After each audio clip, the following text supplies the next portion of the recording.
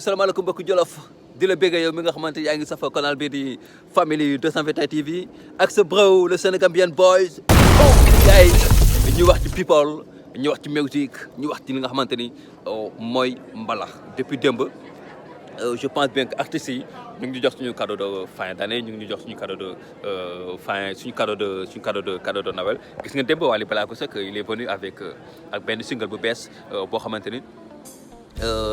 mooy annoncé la sortie de son prochain album Inch'Allah ci ngoon gi Papa Youssou Ndour El Maestro le king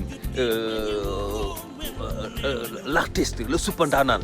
mu ñëw indi ñu clip bu doy waar tatagal mu nekk un hommage boo xamante ni Papa Youssou Ndour mu ngi koy rendre li nga xamante ni ñooy ay fansam mais Papa yow la wax ba pare sax laataa ñuy ñëw. nañ leen xalaat nañ leen tatagal nañ leen waar nañ leen sargal. tatagal pour rendre hommage ñi nga xamante ni ñooy ay fansam c'est normal c'est normal tey Youssou Ndour bu ñëwee ba à un certain niveau de sa carrière mu génne album ci biir album bi mu tànn ci benn morceau boo xamante ni spécialement pour sargal bi nga xamante ni ñooy ay fansam la c'est normal nit ñi dañoo xamul ni sans le public l'artiste n'est rien du tout moo xam artiste bu mu mënti doon moo xam dafay wéy moo xam peintre la moo xam sculpteur la moo xam lu mu mënti doon waree ba sans le public l'artiste n'est rien du tout c'est le public qui fait l'artiste tey artiste bu demee bay am ay millions de ventes c'est parce que public bi moo tax ay fansam ñoo tax tey artiste bu demee ba am benn niveau mondial bi tey public bi nekk ci ginnaawam la fans yi nekk ci ginnaawam ñoo tax ndax bu leen fàtte dëgg la artiste bi am na baat bu neex am na talent bi wax pour mu mën a def musique mais tey boo génnee album nga génnee produit public bi jënduñu li nga xamante ne mooy sa produit public bi nekkuñu ci réseaux sociaux yi di la suivre nekkuñu di la streamer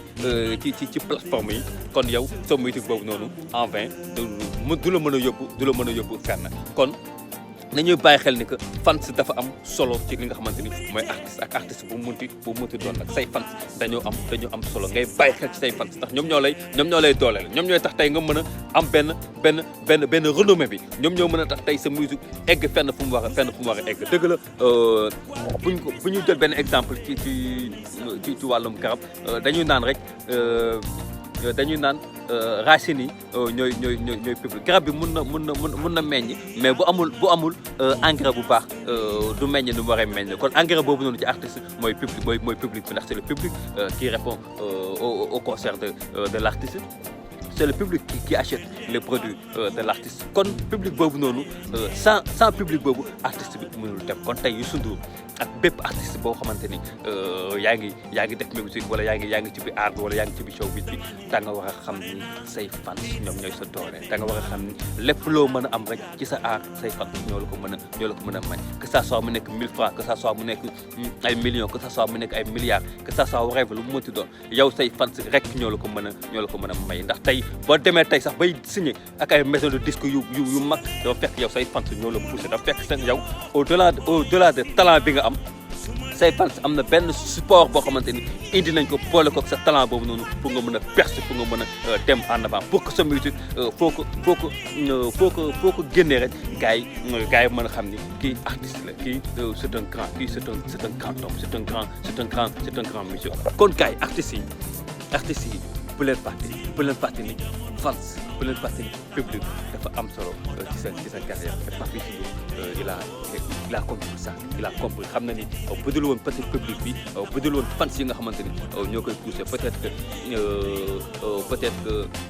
ñu ko sax peut-être que woy bi mu woy bi mu mën woy rek du doy quoi parce que tey imagine nga mën woy am talent ñu ne diw kat moo tax woy ci dëkk bi nga woote concert kenn demul ginnaaw suba nga wootaat concert kenn demul ginnaawaat suba nga woote concert kenn demul sa waay kenn du